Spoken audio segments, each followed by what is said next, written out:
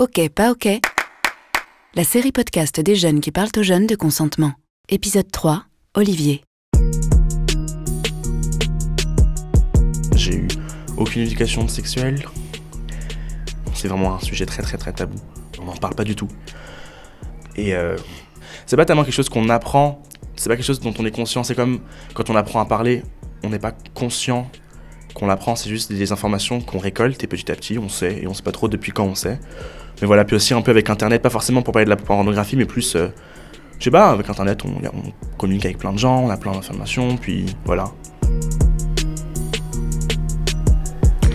La vraiment toute première fois où j'ai fait quelque chose avec une autre personne, j'étais en 3e. J'avais 14 ans. On s'était rencontrés sur internet, je sais plus trop où, mais on se parlait depuis un petit moment, on avait voulu se voir et tout. Du coup on s'était vus et tout. Après je sais plus trop ce qu'on avait fait l'après-midi, mais je sais qu'on était un peu dans Paris, tout ça, on se promenait. Après du coup on était allé chez lui. Je me souviens, il y avait sa mère, je crois, et son frère. Et du coup, je sais pas, on était là, on parlait, tout ça. Après il y a sa mère et son frère qui sont partis. Puis d'un coup je sais plus comment ça s'est passé, mais on a commencé à s'embrasser, tout ça. Et à un moment il était là, il m'a léché les tétons. Mais j'aimais pas ça, mais je l'ai pas dit. Bref, du coup je l'ai fait aussi, mais lui il aimait trop ça. Du coup voilà. Donc de fil en aiguille, on s'est retrouvés un peu l'un sur le... Vous voyez, quand on est genre quelqu'un qui est assis et l'autre qui est assis sur lui dans l'autre sens, comme ça. Et genre on était là, on s'embrassait, tout ça. Puis après on enlève notre t-shirt. Et du coup genre là, je commençais un peu à... Vous voyez, à trembler, mais genre c'est pas un tremblement en mode... Enfin c'est un tremblement qu'on peut pas contrôler en fait, c'est... En fait c'est de la peur, c'est du... C'est quand on n'a pas envie de faire quelque chose en fait, mais... Après je me souviens, il m'avait fait des bisous et il descendait petit à petit. Et j'ai encore un peu un truc bizarre. Du coup après on a un peu changé de position, genre assis, genre l'un à côté de l'autre. Et après à un moment on a retiré nos caleçons. On a commencé un peu à se toucher et tout ça. Enfin on s'est vite fait masturber mais pas... Enfin voilà, c'était pas aller très loin, mais en fait... Lui il voyait que j'étais pas trop à l'aise, mais du coup il me disait ça va, tu veux qu'on arrête? Mais moi qui dis non t'inquiète, tout va bien. Oui on y va, oui j'ai envie. Sauf que moi-même, j'avais l'impression de vouloir, alors qu'en fait j'avais pas forcément envie. En fait, je tremblais beaucoup et j'étais très... Et... Vraiment, on va dire que je me suis forcé moi-même à faire quelque chose dont j'avais pas envie, mais dont j'étais pas conscient que j'avais pas envie. Je sais pas, c'est l'acte sexuel. Du coup, quand c'est la toute première fois et quand il y a un truc qui commence petit à petit, qui s'enchaîne et tout, même si on est là, on tremble, on sait pas trop ce qui se passe et tout, mais on se dit vas-y, go, c'est pas grave et tout. Enfin, on n'a pas le temps de se poser et de dire attends, qu'est-ce que ce dont j'ai envie, est-ce que ça va, non. C'est juste que vu qu'on n'en parle pas assez, nous-mêmes, on sait pas comment agir avec nos propres sentiments et nos propres ressentis.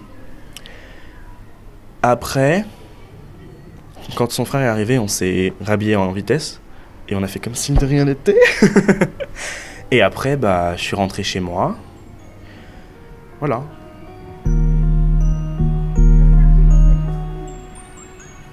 On va dire que j'ai vraiment pas pensé pendant très longtemps, et ça fait seulement quelques mois, on va dire, j'y ai repensé vraiment, et je me suis rendu compte que j'avais un peu été forcé, mais pas par lui, par moi-même en fait. C'est-à-dire que c'est comme si qu'on me propose de manger un burger, mais j'ai pas forcément faim. Mais vu que je suis content de le manger parce que vas-y c'est un burger de ça, mais sauf que sur le moment j'ai pas très faim, mais je le mange quand même. Et c'est après je regrette, je me dis mais en fait j'avais pas faim. Vous voyez?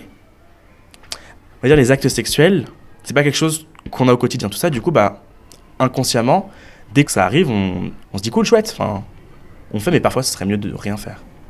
Et du coup voilà.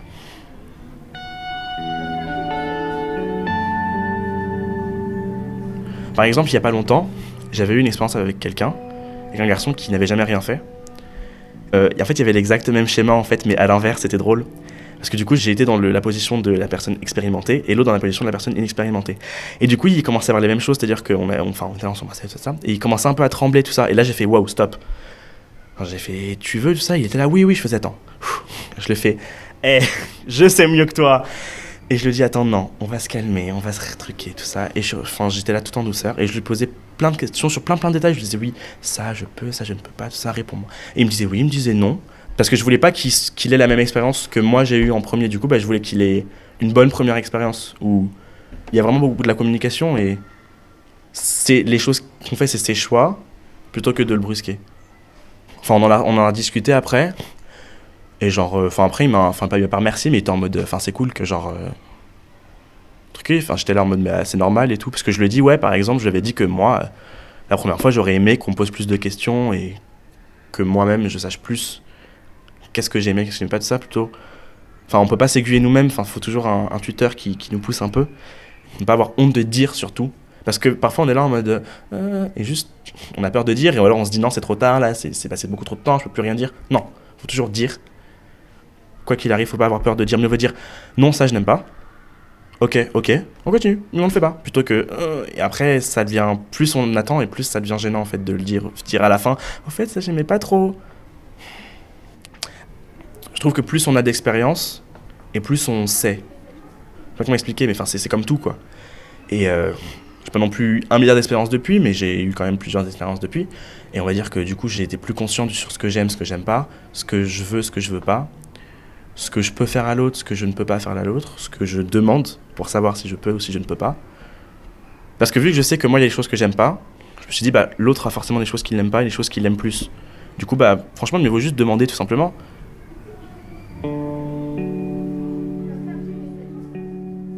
Dire ce qu'on ressent, demander, dire oui, changer d'avis. Dans le sexe, on n'a pas toujours envie de parler ou d'écouter, mais c'est indispensable pour que ce soit vraiment OK. C'était OK, pas OK, la série podcast des jeunes qui parlent aux jeunes de consentement sur onsexprime.fr. Si vous avez des questions ou envie d'en parler, rendez-vous sur filsantéjeune.com.